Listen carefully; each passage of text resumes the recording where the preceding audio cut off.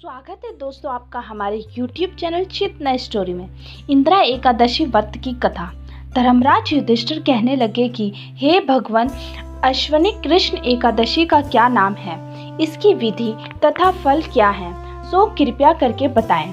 भगवान श्री कृष्ण कहने लगे कि इस एकादशी का नाम इंदिरा एकादशी है। यह एकादशी पापों को नष्ट करने वाली तथा पितरों को मुक्ति दिलाने वाली है। हे राजन, ध्यान पूर्वक इस कथा को सुनो। इसके सुनने मात्र से ही यज्ञों का फल मिलता है।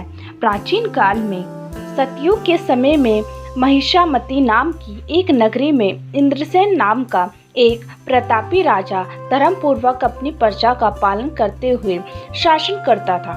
वह राजा पुत्र पौत्र तथा धन आदि से संपन्न और भगवान विष्णु का परम भक्त था।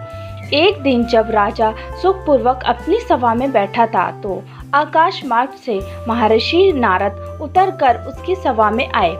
राजा उन्हें देखते ही हाथ जोड़कर खड़ा हो गया और विधि पूर्वक आसन व जल दिया। सुख से बैठकर मुनि ने राजा से पूछा कि हे राजन, आपके सातों अंग कुशल पूर्वक तो हैं, तुम्हारी बुद्धि धर्म में और तुम्हारा मन विष्णु भक्ति में तो लगा हुआ है। देवर्षि नारद की ऐसी बातें सुनकर राजा ने कहा, हे महर्षि, आपकी कृपा से मेरे राज्य में सब कुशल है तथा मेरे यहाँ यज्ञ कर्म सब ठीक हो रहे हैं। आप कृपया करके अपने आगमन का कारण कहिए।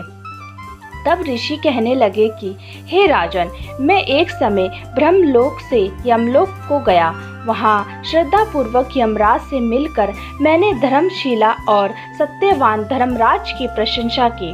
उसी यमराज की सभा में महाज्ञानी और धर्मात्मा तुम्हारे पिता को एकादशी का व्रत भंग होने के कारण भी सुने। उन्होंने संदेश दिया, सो मैं तुम्हें कहने आया हूँ। उन्होंने कहा है कि पूर्व जन्म में मैं कई पाप हो जाने के कारण यमराज के निकट रह रहा हूँ। सो हे पुत्र, यदि तुम अश्विनी कृष्ण पक्ष इंदिरा एकादशी का व्रत मेरे निर्मित करोगे तो मुझे स्वर्ग की प्राप्ति हो सकती है।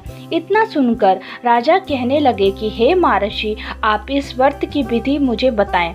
नारद जी कहने लगे, अश्विनी माह के कृष्ण पक्ष की 10वीं के दिन प्रातःकाल श्रद्धा पूर्वक स्नान आदि से निर्मित होकर पुनर्दोपहर को नदी आदि में जाकर स्नान करें।